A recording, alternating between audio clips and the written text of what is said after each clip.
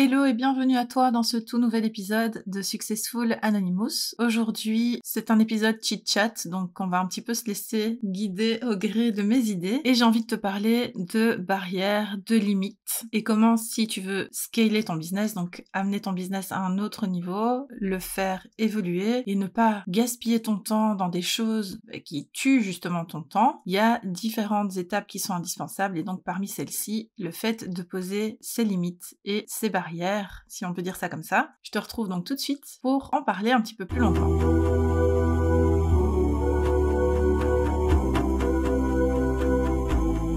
Petit disclaimer avant de commencer, si on parle de limites et de barrières, c'est évidemment par rapport à toutes sortes de choses, ça peut être par rapport à l'entourage, par rapport aux clientes, par rapport aux différentes collaborations qu'on peut avoir, etc. Mais évidemment, et ça je vais en parler un petit peu plus longuement après, c'est pas à prendre personnellement, et c'est pas parce que tu n'aimes pas tes clientes que tu vas poser des barrières, etc. Loin de là, au contraire, c'est pour pouvoir amener ton business à un autre niveau et mieux les servir. Et c'est encore plus important si t'es dans un profil de people pleaser, donc la personne qui veut toujours faire plaisir à tout le monde, on pourrait dire celle qui a, entre guillemets, le syndrome de la bonne fille, de la gentille fille, et donc ce qui est un peu sous-jacent, c'est que t'as envie que tout le monde t'aime. Et évidemment, tout le monde a envie d'être aimé, moi aussi j'ai envie que tout le monde m'aime, j'aime pas entendre qu'une telle a dit qu'elle aimait pas ceci, cela chez toi, etc.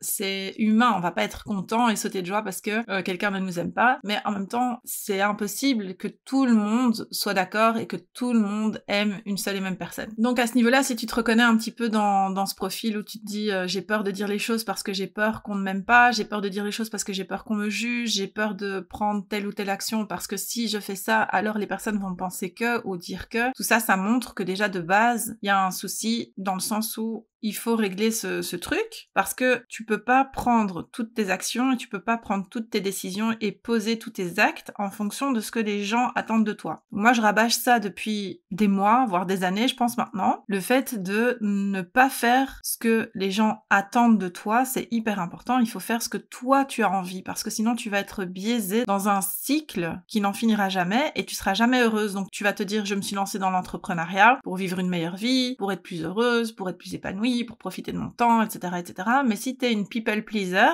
tu vas jamais obtenir ce résultat, tu vas jamais atteindre cet objectif d'épanouissement parce que tu vas toujours être dans une sorte de course pour faire plaisir à tout le monde, tu vas toujours faire passer les questions de tout le monde, les intérêts de tout le monde avant les tiens, et c'est pas une question d'altruisme ou à contrario une question d'égoïsme que de faire passer d'abord les intérêts des autres avant les tiens ou donc de faire passer d'abord tes intérêts avant ceux des autres, c'est une question de logique. Enfin, t'es pas là avec une association, t'es pas là pour travailler gratuitement, t'as pas suffisamment de temps ou de revenus que pour pouvoir te dire ah bah moi je lance un business mais non lucratif qui fait plaisir à tout le monde, qui aide tout le monde. Moi de toute façon je suis blindée, je peux vivre sans argent, il y a aucun souci. Non. On fait les choses pour une raison précise, généralement parce qu'on a un pourquoi bien défini en tête, on a des objectifs à atteindre, pour certaines acheter un bien immobilier, pour d'autres pouvoir s'expatrier, pour d'autres les deux, pour d'autres encore d'autres choses, mais bon bref, tout ça on peut l'obtenir avec un moyen, ce moyen c'est quoi ? Bah c'est de l'argent. Comment on fait de l'argent ? En développant son business correctement. Et comment on arrive à développer son business mieux et plus rapidement et plus sainement et sereinement ? En posant des barrières et en posant des limites claires. Ce qui peut te mettre la puce à l'oreille par rapport à ce fonctionnement de people pleasing, c'est de savoir si tu réponds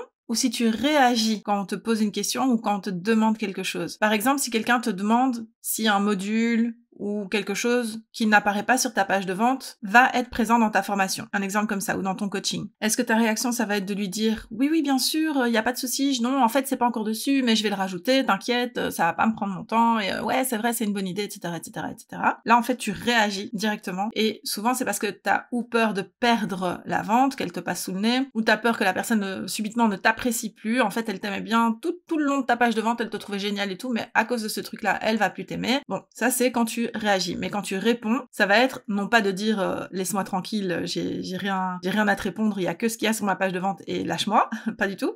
Mais tu peux dire à la personne ah c'est une bonne idée, c'est vrai, je vais y réfléchir, accorde-moi un temps pour te répondre. Et toi pendant ce temps-là, bah, tu te demandes si ça rentre dans les limites que tu t'es fixées. Est-ce que c'est quelque chose dont t'as envie? Est-ce que c'est quelque chose dont t'as le temps de le mettre en place? Mais pas comme ça subitement dire oui. J'espère que tu vois la différence. Donc c'est important d'analyser ce qui va déclencher ces réactions-là. Aussi les discussions qui qui vont mener à ça, les personnes qui ont tendance à déclencher ça aussi, c'est très important parce que tu vas voir que c'est souvent du même type de personne ou même de la même personne que ce genre de réactions proviennent. En tout cas, les réactions ne proviennent pas de ces personnes, mais ce sont ces personnes qui déclenchent ces réactions chez toi. Et alors surtout, comment tu vas pouvoir changer ça? Est-ce qu'il faut que tu mettes un peu de distance entre toi et ces personnes? Est-ce qu'il faut que tu changes certaines choses peut-être à ton discours et des choses comme ça? Donc personnellement, moi j'ai dû lutter très longtemps contre ça, le fait d'être people pleaser. Si je t'en parle aussi bien, c'est parce que je connais très très bien le sujet pour avoir été dans ça très longtemps et même encore maintenant, je sais que c'est indispensable que je fasse très attention si je veux pas devenir totalement dingue et laisser ce trait qui est là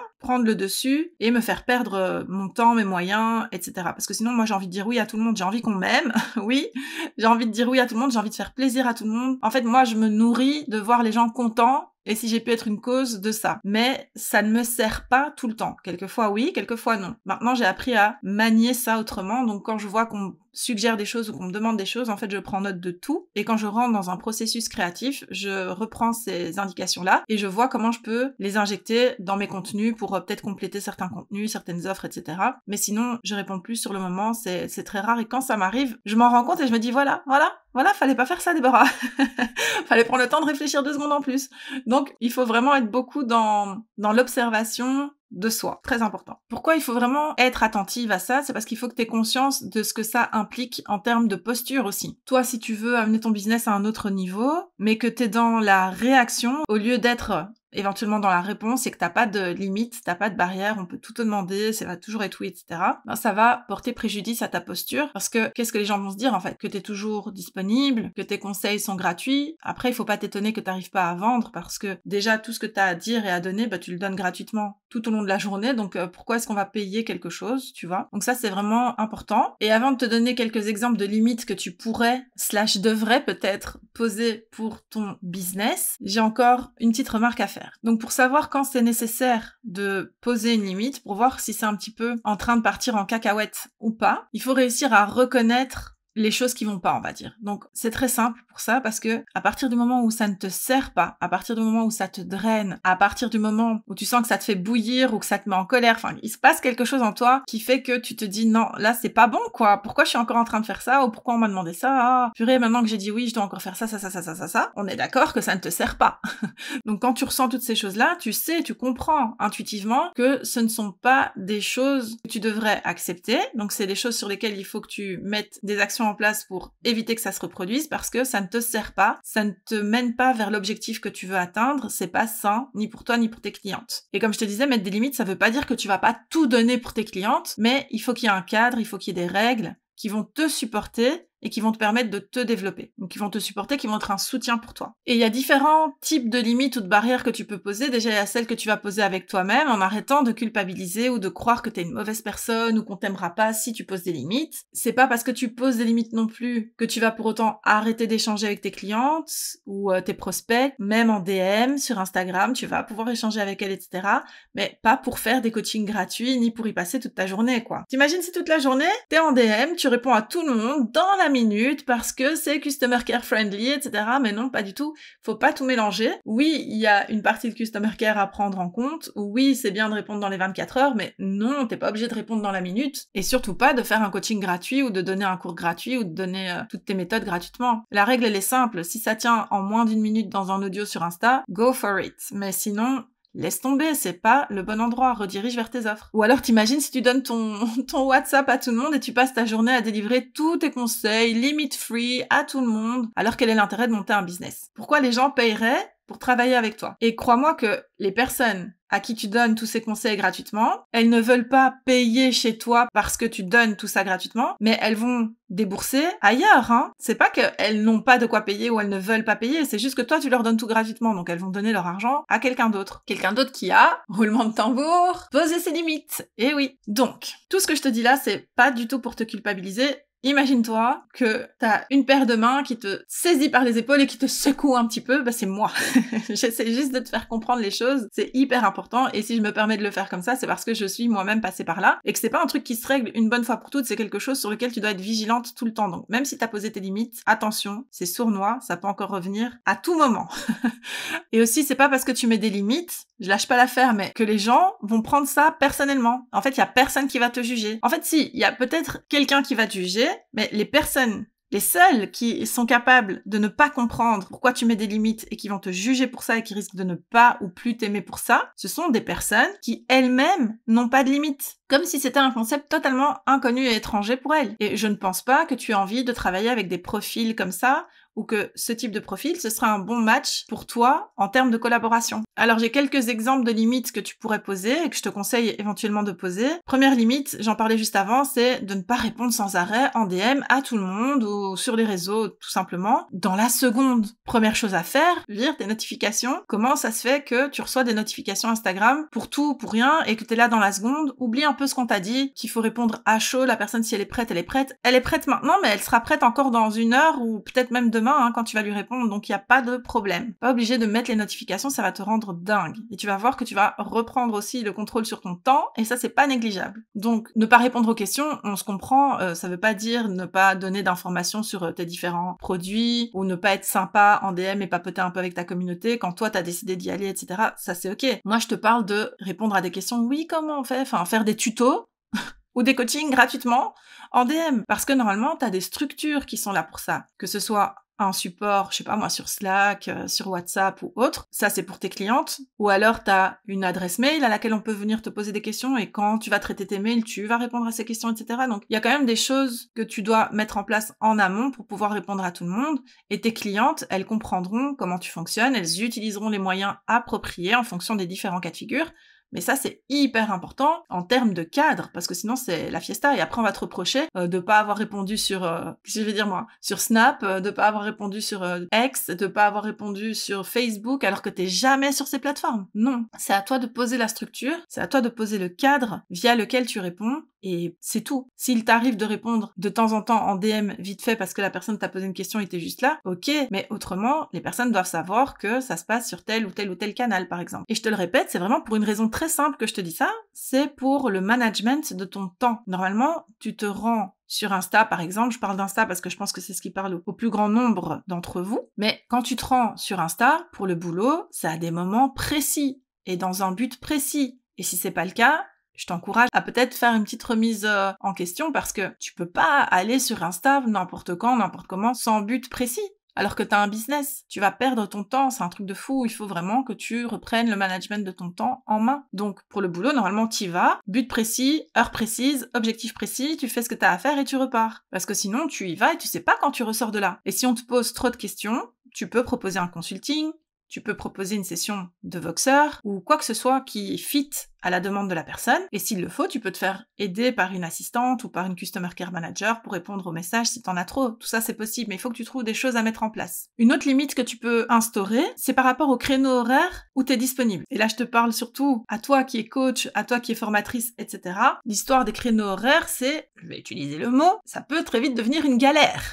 Alors moi, je te conseille, en termes de limites, de ne pas essayer à tout prix de trouver les créneaux horaires qui vont convenir à tout le monde sauf à toi. Si tu fais plaisir à tout le monde, et de toute façon ça c'est impossible que tu fasses l'unanimité, mais que ça te convient pas à toi, alors tu seras pas optimal dans la manière dont tu vas délivrer ce que ton audience, ce que tes clientes attendent de toi. Tu vas pas servir tes intérêts en te pliant aux demandes de tout le monde, ça il faut bien le comprendre. Il faut que ton état soit excellent et que tu sois dans la meilleure énergie pour être au top pour tes clientes, et ça peut arriver que si c'est l'heure qui te convient. Je te donne un exemple. Avec les filles de la Social Media School, pour le moment, on a un système de cowork qui se transforme en MaxiMind à partir de cette année. Tous les premiers mercredis du mois, on se retrouve à 9h30. Est-ce que ça convient à tout le monde? Absolument pas. Mais est-ce que ça convient à moi? Tout à fait. Et je suis systématiquement au taquet. Je déplace jamais mes rendez-vous, bon, sauf s'il y a des vacances ou un imprévu, ça peut arriver. Mais sinon, je vais jamais déplacer un rendez-vous parce que l'heure ne me convient pas ou le timing n'est pas bon, etc. Et pourquoi je suis là? Pourquoi je donne tout? Parce que c'est mon jour, c'est celui qui colle parfaitement à ce rendez-vous-là pour moi. Et c'est comme ça que je sers le mieux mes clientes. Et pourquoi ce jour, juste pour te donner un exemple, fonctionne le mieux pour moi, dans ce cas de figure précis, c'est que le mercredi, pour moi, c'est un jour qui est pas génial en termes de boulot parce que je dépose ma fille à l'école, puis je dois aller la récupérer, c'est qu'une demi-journée, et le temps est très court. Je peux pas rentrer à fond dans une tâche ou quoi que ce soit. Du coup, c'est clair que le mercredi, je l'utilise soit pour moi, pour prendre soin de moi, soit donc une fois par mois, et le premier mercredi du mois, comme ça c'est facile à retenir pour mes clientes de la SMS, on fait le Maximind, et c'est génial. Et toutes celles qui arrivent à venir et à être présentes, elles sont généralement trop contentes parce que c'est parti dans tous les sens, mais dans le bon sens du terme. C'est un mastermind, mais en mode hyper long, puisque toutes les clientes de la Social Media School ont accès à ce Maximind, et c'est parti, quoi. On est là, on se voit, on parle, ça rigole, ça donne des conseils, et vraiment tout mon temps est dédié à elle à ce moment-là. Et ça, j'aurais pas pu le faire en essayant absolument de trouver un créneau qui convient à d'autres, parce que déjà ça marche pas quand c'est pour tout le monde. Je vais pas trouver quelque chose qui fonctionne pour tout le monde et qui fonctionne pas pour moi. Donc ça, c'est un conseil que je te donne. Et ne t'inquiète pas que les personnes qui veulent travailler avec toi en consultation, en coaching, etc., elles vont trouver le temps ou le créneau qui leur convient le mieux dans ce que toi tu leur proposes. T'as aussi les solutions avec Calendly ou l'autre version que j'utilise moi, j'ai oublié le nom, comment ça s'appelle, Tidycal, je crois, Tidycal, qui te permet de mettre tous tes rendez-vous, enfin toutes tes disponibilités plutôt, dans ce type d'agenda en ligne, et aucun rendez-vous ne peut marcher ou empiéter sur l'autre, et surtout c'est toi qui donnes tes disponibilités. Du coup, tu dois pas te casser la tête, tu donnes ton calendrier aux personnes qui sont intéressées, et elles choisissent parmi les heures qui te conviennent à toi. Donc stop.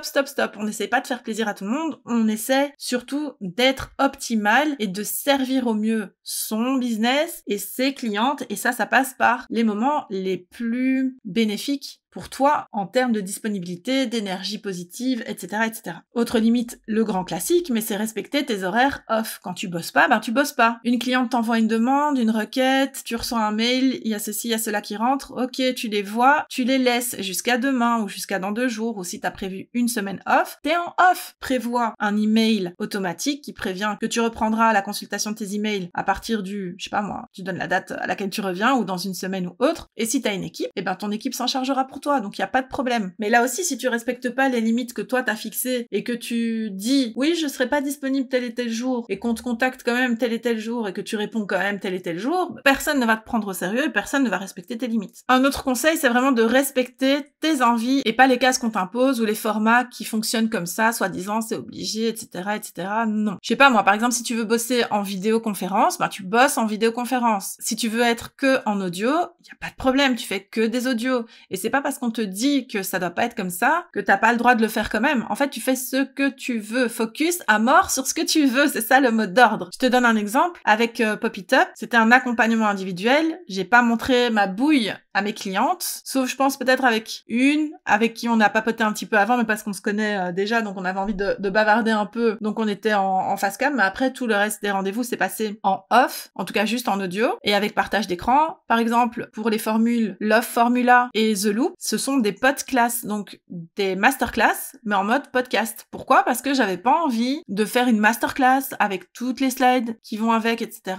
Moi, j'avais envie de faire de l'audio, c'est mon format favori pour le moment. Franchement, si je pouvais faire des podcasts tout le temps, je ferais que ça, mais bon, quelquefois, il y a d'autres choses qu'il faut faire, hein. Il y a un email, c'est un email, donc voilà, je vais pas le faire en audio. Quoique, ce serait même envisageable. Mais en tout cas, je me suis écoutée et j'ai proposé des podcasts, et du coup, ce sont des audios, mais les personnes qui ont besoin d'avoir un support visuel, je les ai pas nextés, hein, je leur ai mis tout ce dont elles ont besoin, en proposant donc des slides, mais une seule slide par audio, qui reprend toutes les infos importantes. Donc, il y a toujours moyen de t'organiser pour ne faire que ce que tu veux faire et que ce qui te plaît à toi. Et si tu fais pas comme ça, tu vas ressentir de la lassitude dans ce que tu fais et tu vas être au bout de ta life, quoi. Donc, c'est pas comme ça que tu vas réussir à développer ton business correctement. Donc, en conclusion, et ce sera mon dernier conseil, parce que je me suis lâchée aujourd'hui, C'est pas grave si quelqu'un d'autre a une autre vision que toi en ce qui concerne les limites. Chacun a son point de vue, chacun a sa façon de voir le business, chacun a ses objectifs et chacun a ses propres limites finalement. Donc parfois ça va être inconfortable, ça va te faire sentir super mal au début, mais c'est vraiment important de poser tes limites, de t'écouter. J'ai envie de dire que c'est un acte de self-love, de self-respect.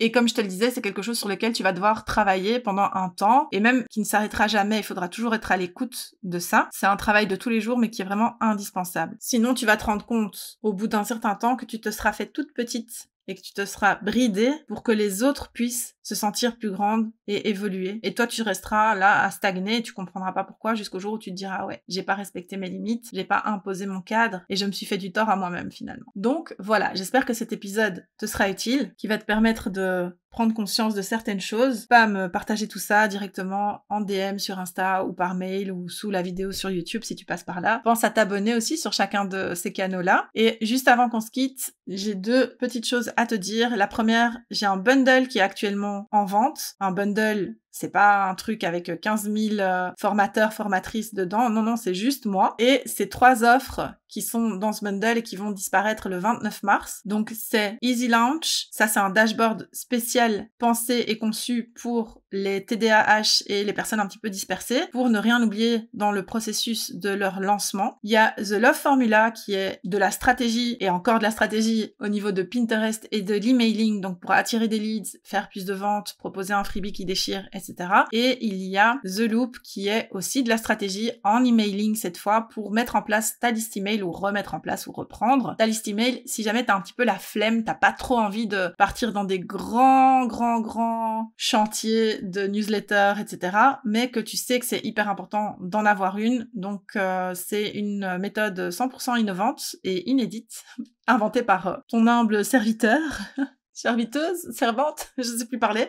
En tout cas, c'est moi qui ai mis ça sur pied. Et donc voilà, donc ces 3 produits-là font normalement 171 €, 171 €. Et c'est actuellement disponible pour 97 €. Il n'y a que 50 places que j'ai ouvertes. À l'heure où j'enregistre, il reste 41 places. Et le 29, ça disparaît. Donc c'est pas que le prix augmente ou quoi, c'est que ça disparaît. Tu connais maintenant. Bibi, c'est des offres éphémères, donc faut en profiter tant qu'elles sont là. Et l'autre chose que je voulais te dire, si t'as besoin d'être accompagné sur une durée très courte ou que t'as envie d'échanger avec moi en Voxer, donc par messages vocaux uniquement, je te mets sous cet épisode dans la barre d'informations et idem pour le bundle Fastlane. Toutes les infos seront juste en dessous. Mais donc si tu veux échanger avec moi, j'ai le format Voxer qui est ouvert, donc Voxer One-on-One, qui est ouvert pour toi. Je prends que 3 personnes par mois. Donc, pour échanger pendant toute une semaine en messages vocaux, si t'as des questions, si t'as envie de dépatouiller une problématique qui te pose problème ou si t'as envie de faire quoi que ce soit, en fait, on va s'échanger des vocaux à gogo pendant toute une semaine pour faire évoluer ton activité. Donc voilà, je pense que j'ai fait le tour, je t'ai tout dit. Je te souhaite une merveilleuse semaine. Prends bien soin de toi et pose tes limites, c'est hyper important. Allez, à la semaine prochaine.